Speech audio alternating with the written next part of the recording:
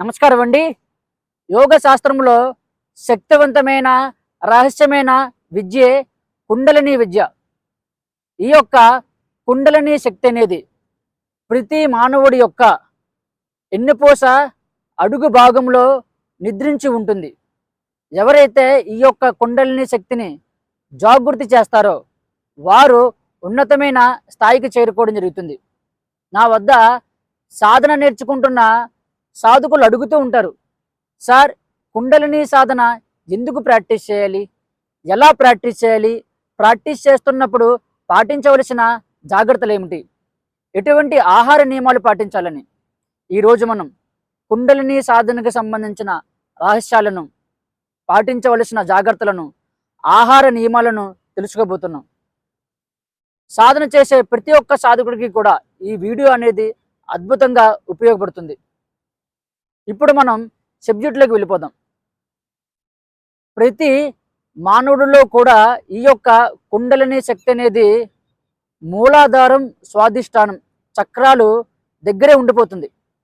ఎప్పుడైతే ఈ యొక్క శక్తి అక్కడే ఉండిపోతుందో అప్పుడు వారిలో క్రోధం, కామం, ఆహారానికి సంబంధించిన విషయాలు, నిద్ర ఇవన్నీ కూడా జంతు లక్షణాలకు సంబంధించిన లక్షణాలు. ఈ యొక్క లక్షణాలలోనే మానవుడు ఉండిపోవడం జరుగుతుంది.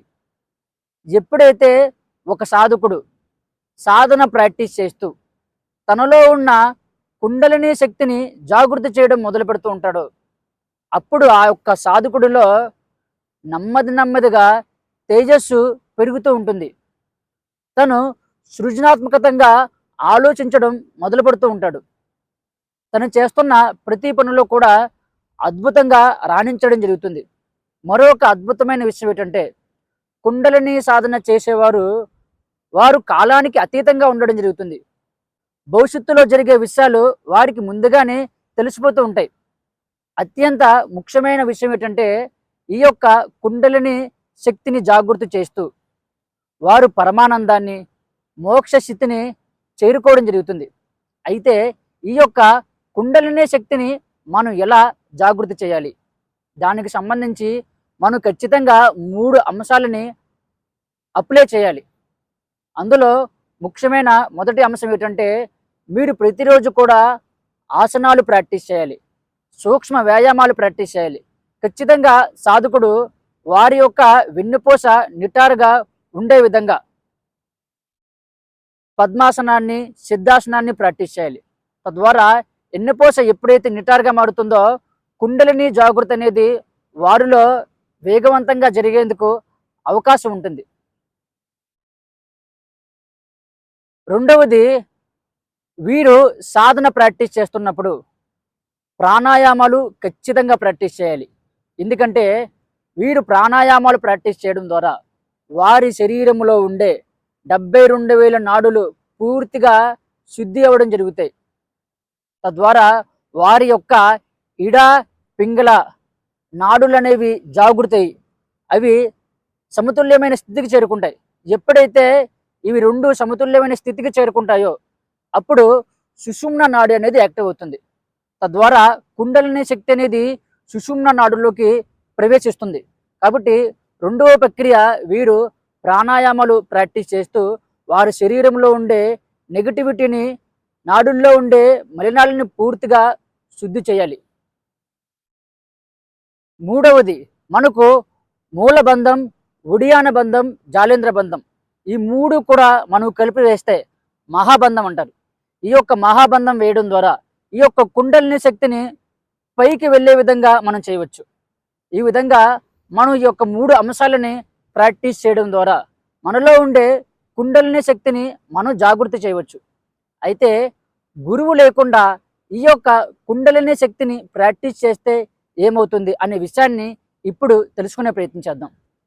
ఉదాహరణకి మీకు కారు డ్రైవ్ చేయడం రాకుండా మీరు హైవే మీదకి కారు వేసుకుని వెళ్ళిపోతే ఏమవుతుంది? పెద్ద యాక్సిడెంట్ జరిగే ప్రమాదం ఖచ్చితంగా ఉంటుంది. అలాగే కుండలిని సాధనకి సంబంధించి ఏ విషయాలు మీకు తెలియకుండా మీరు యొక్క సాధన ప్రాక్టీస్ చేయడం ద్వారా మీ జీవితంలో మీరు ఊహించలేని పెను ప్రమాదాలు ఎదుర్కోవడం జరుగుతుంది.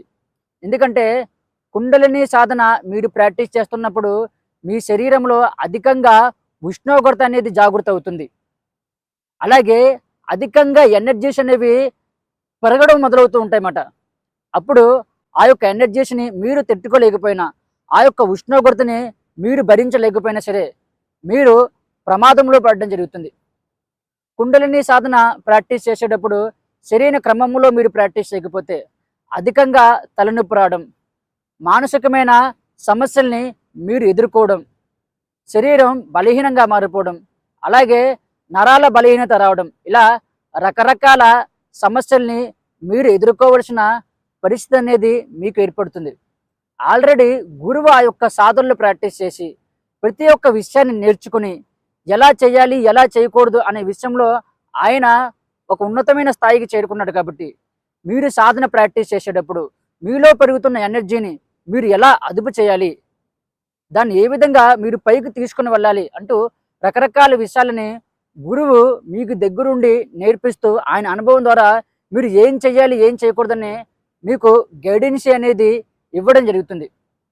కాబట్టి ఈ యొక్క శక్తివంతమైన సాధనలు శక్తివంతమైన గురువు ద్వారా మనం నేర్చుకున్నప్పుడు మాత్రమే మనకు ఎటువంటి ప్రమాదాలు జరగకుండా మనం సాధనలో ముందుకెళ్లేందుకు అవకాశం ఉంటుంది. అయితే ఈ యొక్క కుండలిని సాధనలో ప్రాక్టీస్ చేస్తున్నప్పుడు మనం పాటించవలసిన జాగ్రత్తలు ఏంటి? ఈ యొక్క సాధన ప్రాక్టీస్ చేస్తున్నప్పుడు మన బాడీలో అధికంగా వేడి అనేది ఉత్పత్తి అవుతూ ఉంటుంది. కాబట్టి మనం తాజా ఆహారాన్ని తీసుకోవాలి, కాయగూరలు తీసుకోవాలి, ఎక్కువగా చలవ చేసే పానీయాలు తాగుతూ ఉండాలి. పాలు, వెన్న మీరు ఇవి ఎక్కువ తీసుకోవడం ద్వారా ఈ యొక్క శక్తిని తట్టుకోగలిగే శక్తి మీకు రావడం జరుగుతుంది. అలాగే మీరు మాంసాహారం తినడం కానీ చెడిపోయిన ఆహారాన్ని తినడం కానీ మీరు చేసినట్లయితే, అలాగే కారం ఉప్పు ఎక్కువ వేసుకున్నా సరే మీలో తమోగుణ లక్షణాలు అధికంగా పెరగడం జరుగుతుంది. తద్వారా మీ శరీరంలో కొన్ని మార్పులు రావడం జరుగుతుంది. తద్వారా మీ సాధన పూర్తిగా డిస్టర్బెన్స్ గురవ్వడం జరుగుతుంది. తద్వారా సాధనలో మీరు ముందుకెళ్లేందుకు అవకాశం ఉండదు. చాలా సమస్యలు మీరు ఎదుర్కొంటారు. కాబట్టి ఆహార విషయంలో ఖచ్చితంగా మీరు జాగ్రత్తలు పాటించాలి. మాంసాహారాన్ని పూర్తిగా మీరు తగ్గించుకోవాలి, లేదా గురువు యొక్క సలహాల ద్వారా మీరు ముందుకు వెళ్ళిపోతూ ఉండాలి.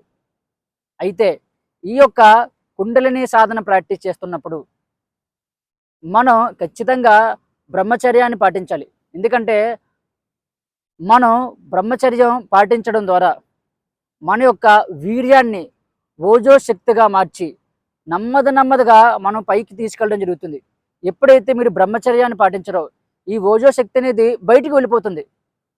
తద్వారా కుండలిని సాధనలో మీరు ఉన్నతమైన స్థాయికి చేరుకునేందుకు అవకాశం ఉండదు. కాబట్టి మానసికంగా శారీరకంగా మీరు బ్రహ్మచర్యాన్ని పాటించాలి. ఇలా రకరకాల నియమాలను పాటించినప్పుడు మాత్రమే కుండలిని సాధనలో మీరు ఉన్నతమైన స్థాయికి చేరుకోవడం జరుగుతుంది. అలా కాకుండా మీరు రకరకాల యూట్యూబ్ ఛానల్లో వీడియోస్ చూస్తూ అందులో చూసినట్లుగా మీరు ప్రాక్టీస్ చేసినట్లయితే మీ శరీరంలో జరుగుతున్న మార్పుల్ని మీరు ఎందుకు జరుగుతున్నాయి, ఎలా జరుగుతున్నాయి అనే విషయాన్ని మీరు గుర్తించలేక ఇబ్బందికి గురవ్వడం జరుగుతుంది. కాబట్టి గురుముఖంగా ఇది నేర్చుకోవాలి. నేను నేర్పిస్తున్న క్రియాయోగ క్లాసెస్లో సాధకులు ఈ యొక్క కుండలిని శక్తిని ఎలా జాగృతి చేయాలి, ఈ యొక్క కుండలిని శక్తి ద్వారా వారి జీవితంలో ఉన్నతమైన స్థాయికి ఎలా చేరుకోవాలి, కుండలిని సాధన చేస్తున్నప్పుడు వస్తున్న ప్రాబ్లమ్స్ నుంచి ఎలా బయటపడాలి అంటూ రకరకాల విషయాలను బోధిస్తూ వారికి సాధనలో ముందుకు వెళ్లేందుకు సహకారం చేయడం జరుగుతుంది. కాబట్టి ఈ యొక్క అవకాశాన్ని మీరు కూడా ఉపయోగించుకోవచ్చు. ఓకేనండి, వీడియో నచ్చినట్లయితే లైక్ చేయండి, కామెంట్ చేయండి, మన యొక్క ఛానల్ని సబ్స్క్రైబ్ చేయండి. Thank you.